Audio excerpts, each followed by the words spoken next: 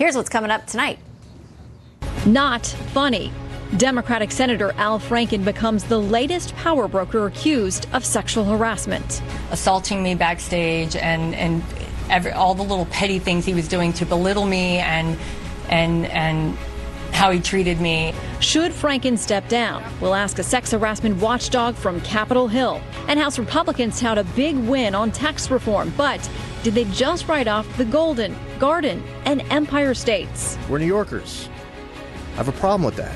Counselor to the president Kellyanne Conway will respond to the warnings that getting tax reform passed is going to be an uphill battle. And Democratic Senator Bob Menendez gets a break from a hung jury. And there was no corrupt intent. I don't think so. But the Jersey Democrats not out of the woods just yet if Mitch McConnell has his way.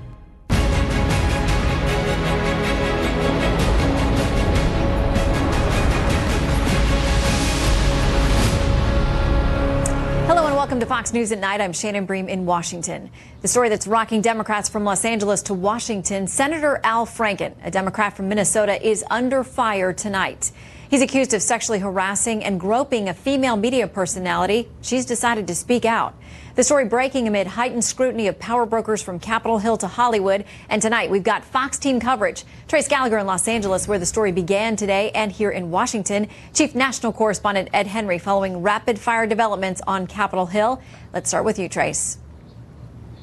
Shannon, radio host Leanne Tweeden says there were two inappropriate incidents involving Al Franken during a 2006 USO tour. And interestingly, it was one that happened during rehearsal for a skit that she considers sexual assault. Watch her.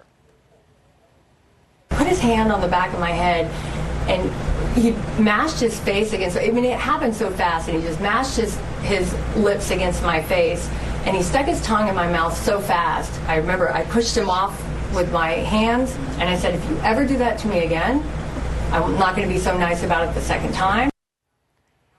Yet it's the second incident, this picture taken on the plane ride home from the tour, that could get Franken in the most hot water because it actually serves as evidence. Franken issued an apology that reads in part, quoting, "I respect women. I don't respect men who don't. And the fact that my own actions have given people a good reason to doubt that makes me feel ashamed." But as a satirist before his political career, Franken had a history of writing offensive material about women, including a skit on Saturday Night Live in the 90s that talked about raping then 60 Minutes host Leslie Stahl, or a Playboy article in 2000 where Franken wrote a column about a fictional sex institute where he received sexual favors from a female robot. Franken has said there's a difference between satire and senator, but if Hollywood laughed then, they're not laughing now. On the new allegations, actress Alyssa Milano tweets, quote, "Zero tolerance. If we don't hold all accountable for horrible behavior, nothing changes." Gabrielle Union wrote, quote, "And sexually assaulting a sleeping woman is funny how? Who thinks that blank is funny?" To which Valerie Bertinelli responded, quote, "It's not." Actor Mark Ruffalo says, quote, "This is not acceptable, not from anybody, Dem or Republican." And Antonio Sabato Jr. writes, quote, "It's time for Al Franken to step down and go away or behind bars." The final statement comes from Facebook and says, quote, "We must do something to address this all too common problem." That was written by Senator Al Franken back in October concerning the Harvey Weinstein allegations. Shannon. All right, Trace Gallagher with the latest from Los Angeles. Thank you, Trace. The new allegations surrounding the Senate Democrat from Minnesota have many on Capitol Hill reacting all day and tonight, too.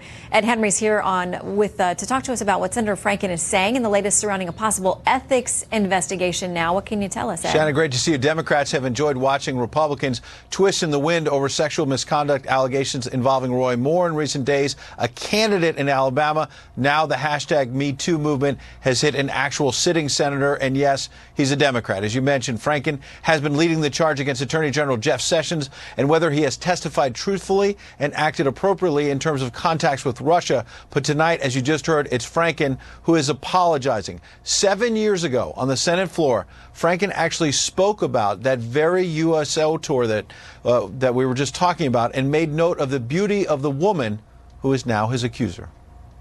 We did a 4-hour show because we found out that the troops loved the show because it was a little bit of home. And during the show, I was kind of the co-host with a beautiful woman named Leanne Tweeden, and we do comedy routines. Today, Democratic leaders like Chuck Schumer immediately called for a Senate ethics probe, saying, quote, sexual harassment is never acceptable and must not be tolerated. I hope and expect that the Ethics Committee will fully investigate this troubling incident, as they should with any credible allegation of sexual harassment. Now, as Democratic senators, some of whom have been gleefully keeping the heat on Republicans over the Moore allegations, they're now the ones left explaining where they stand on Franken. Here's Kamala Harris earlier today. The ethics team will investigate, and we'll see exactly what they find, and then I'll learn more about what's going on. So far, I know only about the press reports, but I'm troubled about that.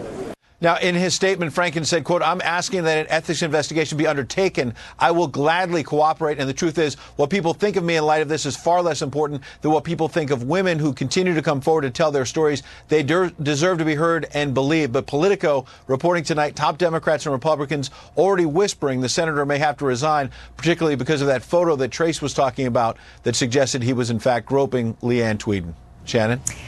Okay, Ed. Well, former President Bill Clinton's being drawn into this. It's not a Republican doing it, but it sounds like a Democrat. No, it's Kirsten Gillibrand. She's the Democratic senator, actually has Hillary Clinton's seat. She did a podcast with the New York Times. It's just breaking tonight, where she says that she now believes that Bill Clinton should have resigned because of what happened during impeachment and the sexual allegations against him. Among other things, though, she tried to do it in a broader context and point the finger at President Trump, saying, quote, things have changed today, and I think under those circumstances, there should be a very different reaction. And I think in light of this conversation, we should have a very different conversation about President Trump and a very different conversation about allegations against him. But I can tell you tonight, the Clinton camp is not buying it. Philippe Reines, a longtime advisor to Hillary Clinton, shot back, quote, Ken Starr spent $70 million on a consensual sex act.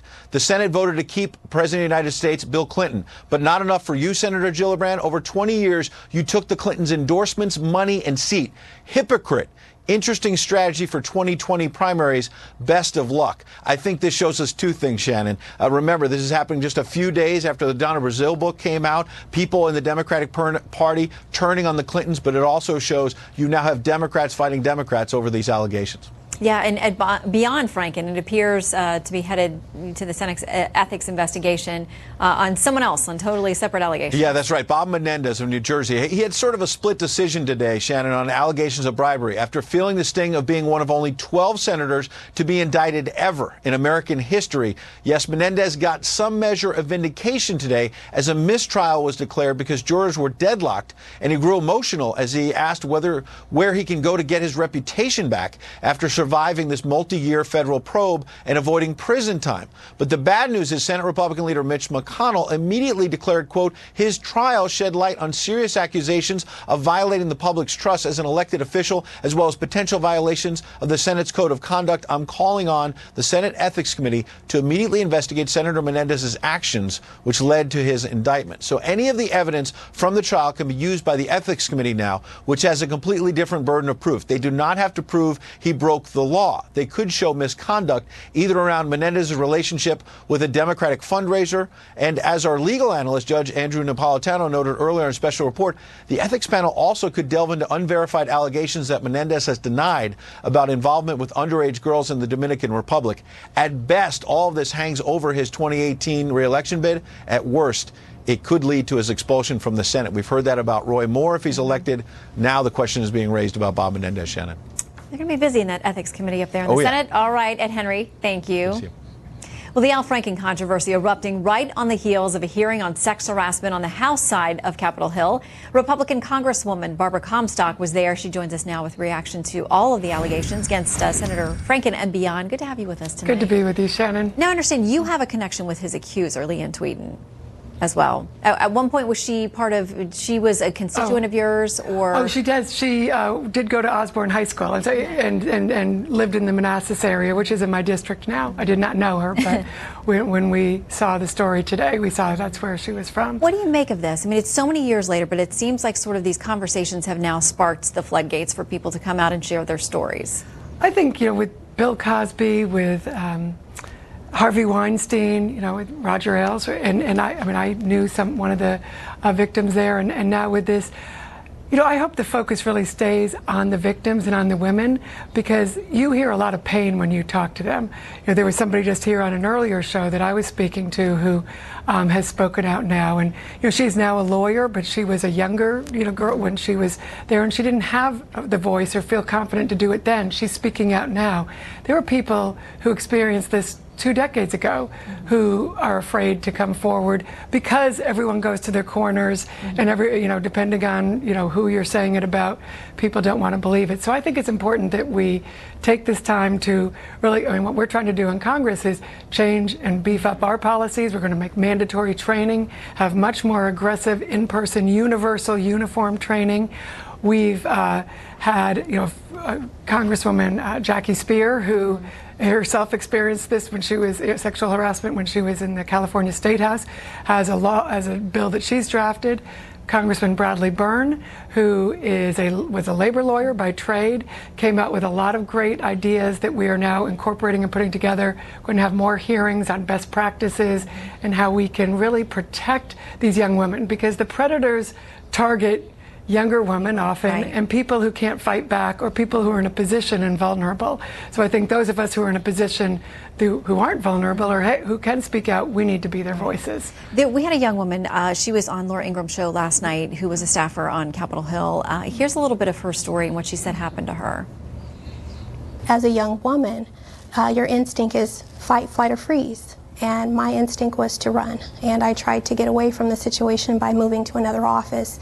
And that was not successful. I was retaliated against, wrongfully terminated, and then blackballed. And she talked about the fact that she not only lost her job, but then there were blocks to her finding other jobs. And we've heard other young women on the Hill say they didn't even know there was an office where to go complain. Not just saying it's young women, young men have been targeted on the Hill as well. We know those stories. Yeah, no, and that's why we want to have things like maybe an ombudsman or a special counsel who's for the victims, because right now the way it works, they go through a counseling period when they're the victim. And so these things that really shouldn't be in place, that for whatever reason, they're out of date, and we need to change. And there's the speaker has already said we're going to have mandatory training. We're going to be able to take a number of these recommendations that we've gotten from people and put it through pretty quickly in a resolution. Some of the other things we may have to change by law, and we want to do that. So we have whistleblower protection and ombudsman. Eliminating the mandatory counseling and things like that are the kind of things that we're going to be having hearings on in the coming months. And we've already had, I'm really happy to say it's been bipartisan. Right.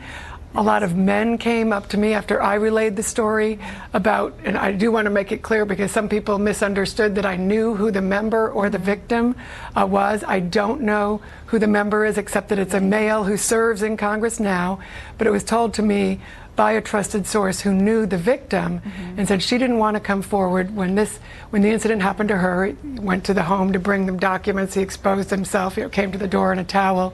She just, left the scene, quit her job, found another job, but nobody should have to do that. Right, that shouldn't have to be the solution. So I'm glad that you are shedding light. As you said, it's a bipartisan effort. So please keep us updated. And thank you for highlighting it. And let's all keep the focus on the women, because Donna Bertucci 30 years ago came forward, and we need to remember and thank women like that who are changing things. It's not easy to do. All right, Congresswoman, thank you for coming in. Good to be with you. Well, tonight, Alabama Senate candidate Roy Moore is fighting off calls from Washington Republicans to get out of the race, while getting a lift from Alabama Republicans. Garrett Tenney has the latest. He joins us now. Garrett? Well, Shannon, today Roy Moore made it clear he has zero plans of stepping down in this race, despite the growing calls for him to do just that from Republicans here in Washington.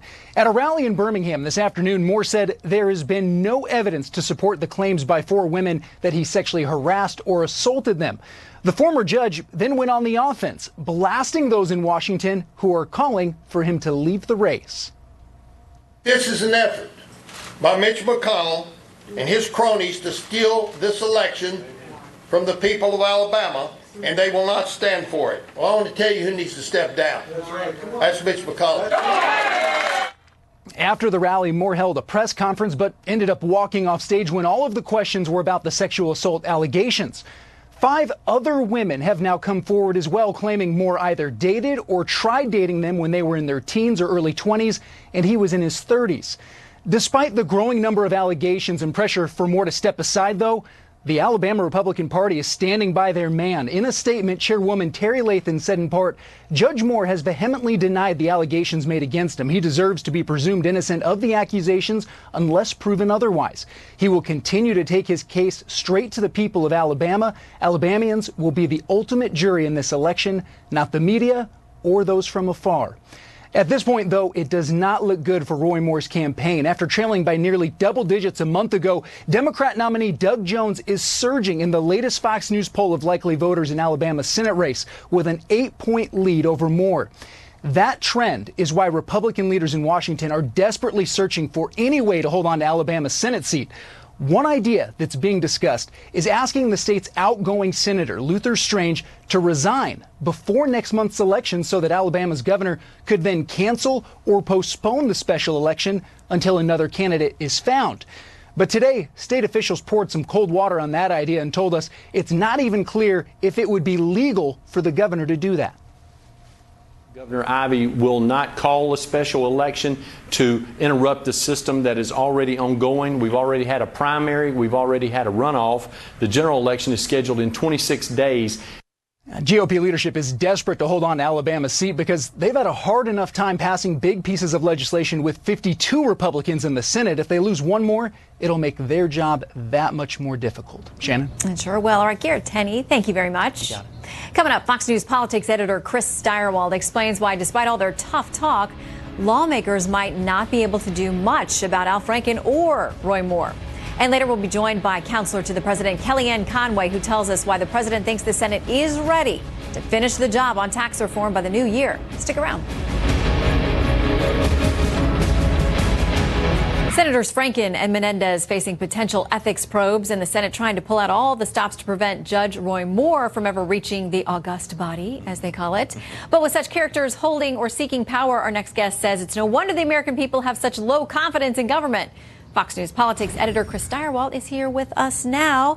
I mean, listen, of all the polling out there, Congress does the worst of anybody. Sure. That's a fact. And even now worse than us, even worse than the media. Worse than the media, yeah. For me, lawyers. Exactly. People hate them too. You're like you're a double dose. Yeah. Yes. But in the meantime, we got some people in trouble on Capitol Hill. And now, how does the Senate Majority Leader handle this? Because he's got these 2 Democrats, but he may get a Republican in here that also has. Well, and here's the other thing. This ethics committee referral is straight garbage. This is a perfect do nothing Washington answer. We refer this to the ethics committee. What's the ethics committee going to do? Nothing. This is where you warehouse this problem for a period of time. And remember, Republicans and Democrats alike have an interest in not setting a threshold, which is credible accusation equals resignation, because that means not only can Roy Moore not come into the United States Senate, but Donald Trump would have to resign. I mean, we're relitigating all of this stuff. We're going back now to Bill Clinton. We have a fight going on tonight inside the Democratic Party about whether Bill Clinton should have resigned. Senator Kristen Gillibrand from New York says he should have resigned. Hillary Clinton's campaign spokesman is freaking out on her. There's a little revisionist history, or there's a little historical relativism taking place here. But really what we're talking about are, okay, what's our standard? And in the Senate, they're very leery about the idea of switching to credible accusation equals resignation, because they'd be down 20 senators in a week. Yeah, it wouldn't take long because there are plenty of accusations flying around out there. Okay, so tonight we have Judge Roy Moore tweeting this. This is today about everything that's happening. He says this is an effort by Mitch McConnell and his cronies to steal this election from the people of Alabama, and they will not stand for it. Now, I want to throw out some of our polls because we have brand new polling numbers. And this one I want to go to is about the Senate Majority Leader Mitch McConnell's job performance, how they feel about it, potential voters in Alabama. Just 27% have approval for him, 57% disapprove. So for the judge to go after him could be, a winning strategy on some fronts. Well, it's carried him this far. And, why change if it's what's working? But if you saw the press conference that Roy Moore and his supporters had today, they did all of everything. They talked all about all of the good, nice things. And then they said, do you have any questions if they're about the issues? And a reporter said, will you deny the allegations? Will you say that these things are not true? And for Moore, you have so many credible accusers, and the stories have substantially checked out. the question comes down to this. If the people of Alabama believe that it's true, that he was a creep, if they think that's true, that he was a prosecuting attorney, carried a badge, and was creeping on girls in high school, if they think that's true, they're not going to elect him Senate. A Democrat is better than a creep, even in Alabama. Well, okay, so we do have polling on whether they believe the allegations or not. It's evenly split right now. 38% say they do believe the allegations, 37% say they don't. I mean, that's basically a tie. But then you have this 25% who say they're unsure, and those are the ones that are going to matter in the next couple of weeks. Exactly. If these women are believed, if these accusations are deemed credible by the electorate of Alabama, that 25% is going to go to the yes, I believe, and no, he shouldn't be in the Senate. And we're going to see over the next 3 weeks how it breaks. Team Moore is trying very hard to tear down the credibility of these women. But what will happen in the end, they're going to have to shift their focus to Doug Jones, who right now looks like quite an acceptable, as a Democrat, quite an acceptable alternative for Alabama. Roy Moore doesn't have much money, but they're going to have to do what they can to shift the focus to Doug Jones and try to make him seem worse than a creep. Yeah, because they've lost a lot of resources from the national level. Oh, yeah. In the last couple of weeks. All right, Chris Direwalt, good to see you. You know it. And tomorrow's your birthday. Oh. So in advance, happy birthday. Thank you. I'll get you something bacon related. Can't go wrong with that. All right, coming up, cheers in the House, jeers in the Senate. White House counselor Kellyanne Conway tells us how her boss plans to get tax reform across the finish line by the end of the year. Plus, after a mistrial, Democratic Senator Bob Menendez talks about his quote, unquote, resurrection. But is he speaking a little too soon?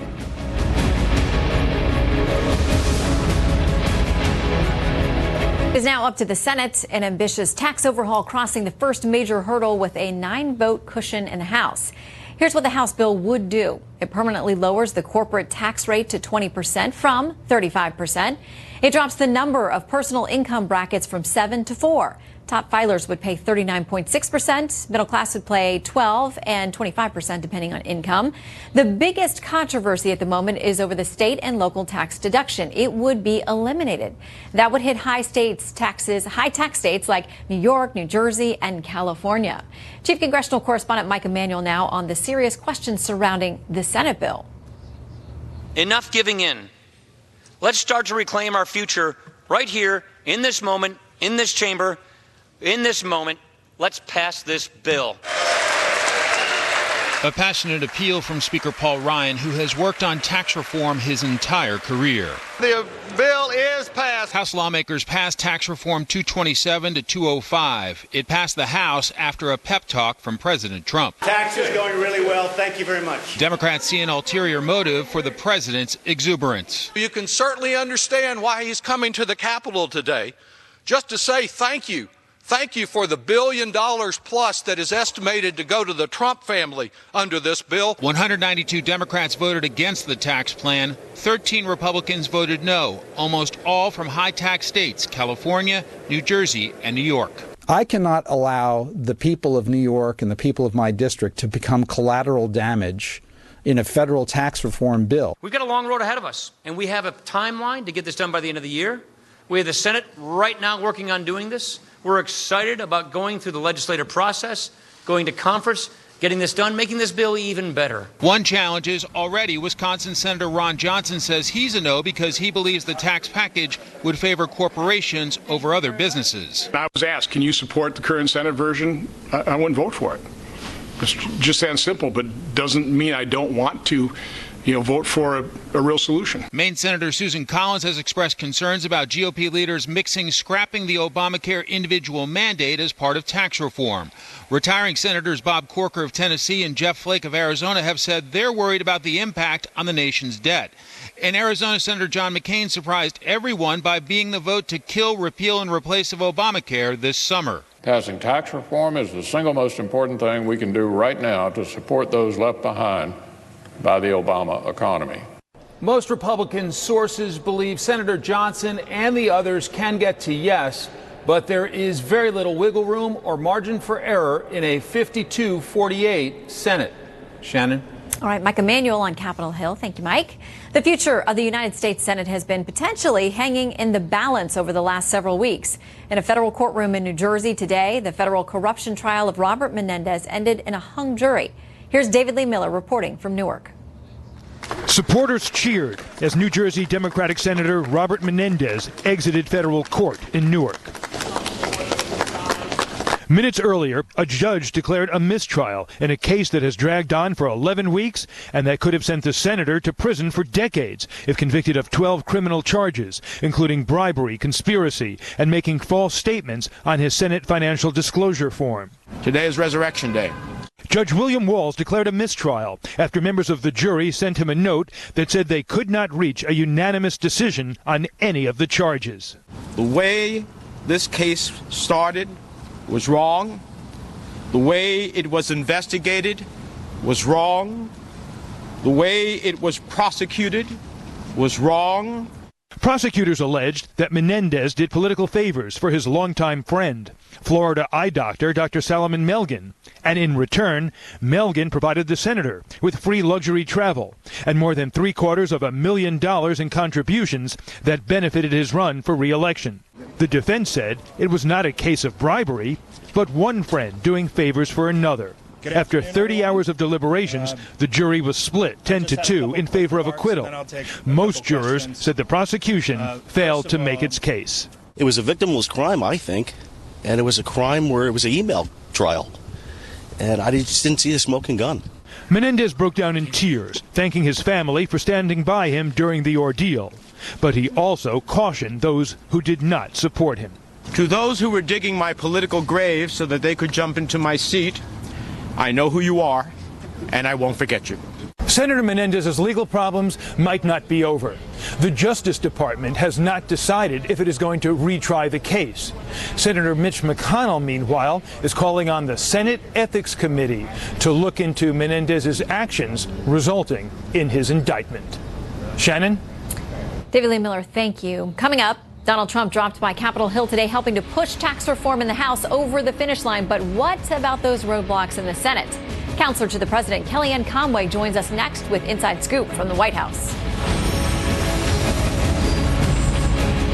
House Republicans celebrating their tax overhaul, and tonight President Trump is tweeting.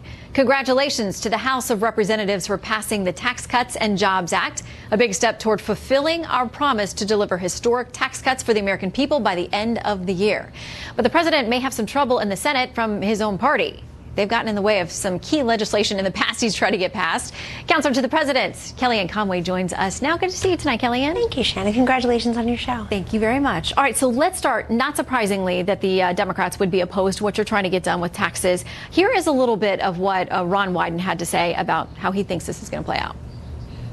According to the latest figures from the Joint Committee on Taxation, in 2021, families earning $30,000 and under are going to get clobbered by a tax hike of nearly $6 billion to pay for this handout to multinational corporations.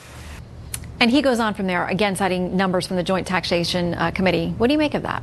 I think it's very regrettable that we can't find a single Democrat to support what is clearly relief for middle-class families. And the president has said from the beginning his major principles in meaningful tax cuts and tax overhaul are, number one, middle-class tax relief. This does that. Number two, reducing that corporate rate from 35% to 20%, taking us from the highest rate in the OECD to below the average of 23%. Number three, repatriating that wealth. We have $2.8 trillion parked legally overseas. Bring those jobs and that wealth that's legally overseas back home. And number four, just making it simpler, and that benefits everyone, Shannon. You know, the current code already benefits the wealthy and the well-connected. They hire attorneys and accountants to help them navigate the code. Some of them hire lobbyists to help them change the code. Let's put it on a postcard or through an app so that people can simplify and get back the 6 billion man hours we spend each year and the $260-some billion we waste. So I think, honestly, I think today was the worst day for the Democrats in 2017. You have not one but two United States senators now facing ethics investigations, Menendez and Franken. You have the chief of staff to a Democratic congresswoman who's leading the charge against sexual harassment, needing to resign because of sexual harassment charges. And you can't find a single Democrat in the House of Representatives who sees anything good in the most robust, historic tax relief package for middle-class Americans in a generation. And I do want to talk about some of the other controversies and the ethical issues. But before we leave taxes, I mean, these numbers that Wyden is citing come from a group that's supposed to be nonpartisan, that's just looking at crunching the numbers. And they say the taxes are going up for people making less than $30,000. And then down the road, it's for families making less than $75,000. If that's accurate, how do you sell this to the American people? But let's review. So in doubling the standard deduction, the personal exemption for everyone, we go from $6,000 to $12,000 for singles, $12,000 to $24,000 for married couples. So everybody's first $24,000 of income, whether you make $24,000 or you make $240,000, is subject to zero tax. The actual bracket we should be looking here for many Americans is zero. We will have more Americans paying 0% on their taxes, Shannon, than we currently do. You couple that with a lot of the deductions that middle-class Americans have told us they rely upon, the mortgage interest deduction, the charitable contribution deduction. They like that. We do away with the AMT, which really hurts a lot of small businesses. And we also are expanding the child care tax credit. It doubles in the Senate. And we've added an adult dependent tax credit. That's a new feature that really responds to the changing demography of our nation. So there's a lot there to like. I think people like Senator Wyden, who are always trying to raise taxes, why his party is in the minority now, frankly, because they always overregulate and overtax Americans. He's cherry picking the numbers. The CEA they all have different assessments of this. There's a lot of independent studies that shows this is a tax break and real tax relief for American families, and we're very happy that the House members sought to do this. We hope it's bipartisan as it goes to the Senate, but that's a question for Democrats, not Republicans. You're probably not holding your breath on that, because we also have the Republicans who are worried from California, New Jersey, and New York about the fact that the deductions for state and local taxes, at least in the House version, aren't there. That may be true in the Senate as well. How do you answer their concerns? Because we have, I want to play a little bit of what Congressman Darrell Issa had to say earlier tonight about this. We're donor states. We already give more money to the federal government than we get back. So the test should, in fact, have not been one in which some states won and some lost. How are you going to work that out? Well, first of all, let's state the facts. The fact is that these high-tax states are being subsidized by lower-tax states. And Darrell Issa is a great member of Congress, but he lives in a state that has a very inefficient state government and local government, that every time they need revenue for anything goes and they reach into your pocket and they tax their citizenry. This ends up being a subsidy to inefficient state and local governments. And I've told people in California, in New York, in New Jersey, where I own a home, Shannon, that so I get it, that you have to plead a lot of your case to your state and local government. You're in a high tax state for that reason. This is the federal income tax code, and we can only do so much there. But there are also, there's another, again, a CEA analysis that shows that even the many taxpayers in the SAL states will benefit. But we hear that, but remember, we're also, this entire bill is trying to get away from all the credits and deductions and exemptions that really do favor the upper class and favor the wealthy and well-connected. They rarely favor the middle class or the lower class, and so this is one of them. I want to make sure that we talk about some of the things that you mentioned earlier today. New allegations against Senator Al Franken that are disturbing, and it's by more than one woman so far coming forward. But we've seen a slew of these accusations against Roy Moore, the GOP candidate for Senate out of Alabama. Not long ago, the president tweeted about the Al Franken case, referring to him as Al Frankenstein, and asking about, are there more pictures and whatever else happened. How tough a topic is this for the administration to weigh in on, because we have the issue with Roy Moore down in Alabama fighting for his political life as well? Well, as a Democratic senator sent on a different network tonight, you look at the picture of Al Franken groping this woman while she sleeps, and it's very difficult to look at it, and it's very difficult to deny what you see. And so that is the news of the day. And this is a senator who, as everybody's been reviewing the entire day, Shannon, is on the record, and recently, about Harvey Weinstein and about sexual harassment. And I watched this woman, Leanne, in several interviews today, whom he groped in the picture. And I think she's very candid. She's very believable. She also is very gracious about the entire incident. But this is a very serious issue that's now spurred an entire national conversation. And I suspect the reason that you haven't heard anybody in the Senate call for, as far as I know, call for Al Franken to resign is because they want this ethics investigation to take course. But also, there are a lot of nervous people around, wondering who will be next. And that's right, what stiletto will drop next, who will be next, and what will be said.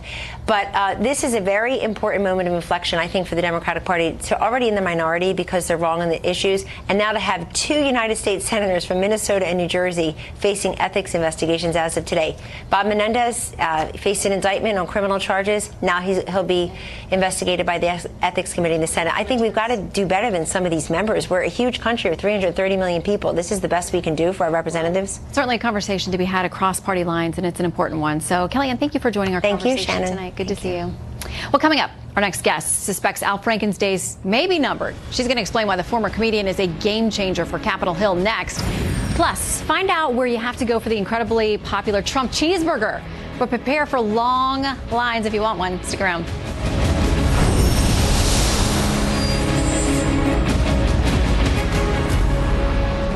I had a good career, and I thought, you know what, if I come out and speak out then, I probably would get fired or would just get phased out, and I was afraid of that. I'm a lot more secure and you know, myself, my career at this age now, and I really do think the tide has turned, and really I'm doing it now because it's different. There's strength in numbers. That was Leanne Tweeden speaking out today. She accused Senator Al Franken of unwelcome sexual advances. The senator says he welcomes an ethics investigation, but many are already calling on him to resign. With us to discuss, Politico's Rachel Bade, who covers The Hill, and Daniel Halper, contributing editor for the Washington Free Beacon. Welcome to you both. Thanks for having us. All right, Rachel, I know that you've covered this topic on Capitol Hill, and we were talking during the commercial. I mean, I was an intern on the Hill many, many years ago. I never knew about any of these places that you go to report anything or where you go to get help, and I honestly am not sure at that point I would have been brave enough to. I mean, the question here is where's the accountability, right? We're hearing all these stories. I think you saw Franken was named today. There's going to be many more, I think, in the coming weeks, lawmakers named and people coming out and accusing lawmakers. Listen, Congress is not like a business. It doesn't have an HR department where people can go and lodge workplace complaints. Each office, as you know from your time on the Hill, is sort of like its own fiefdom. The lawmakers, they set their own rules. They can say, you know, what is the dress code?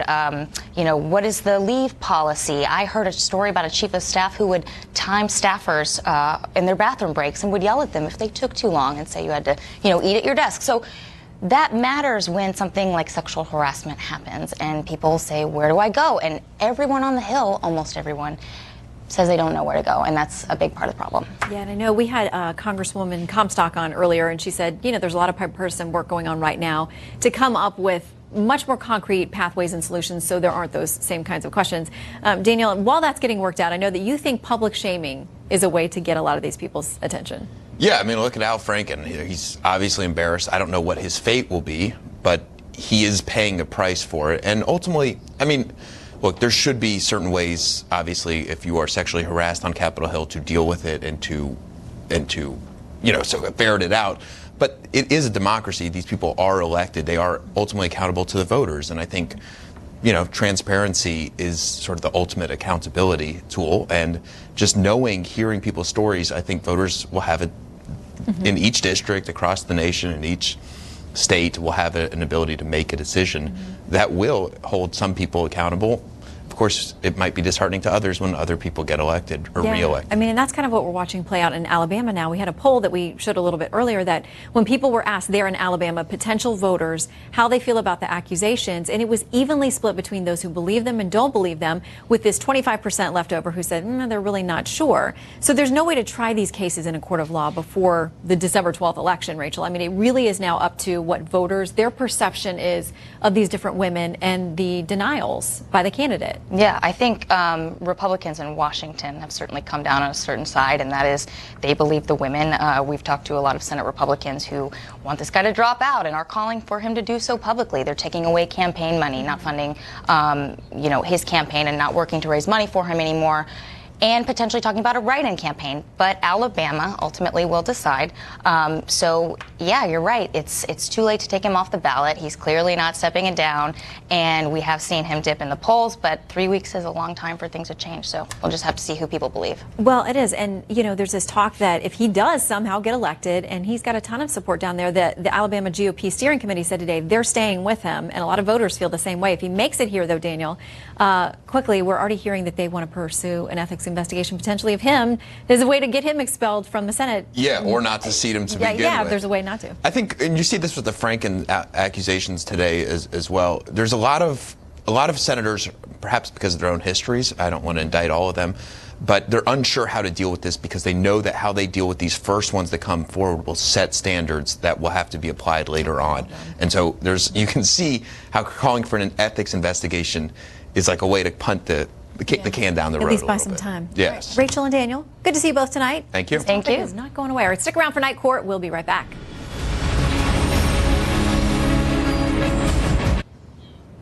This just in, tonight court, the Texas woman responsible for the blank Trump bumper sticker has been arrested and jailed for a previous outstanding warrant. She gained notoriety when her local sheriff at first considered charging her with disorderly conduct for the bumper sticker. He then backed off, saying she's got the right to her free speech, but now it looks like all that attention, well, it caught up with her. And reports tonight that the Trump cheeseburger is still drawing long lines at a Tokyo restaurant. The President Trump set, in addition to the menu at Munch's Burger, the juicy beef patty comes layered with crisp lettuce, melted cheese, and tomato. Japanese customers say they like Trump's tough talk as much as they now like this burger. Well, most watched, most trusted, and most grateful that you spent the evening with us. Good night from Washington. I'm Shannon Bream.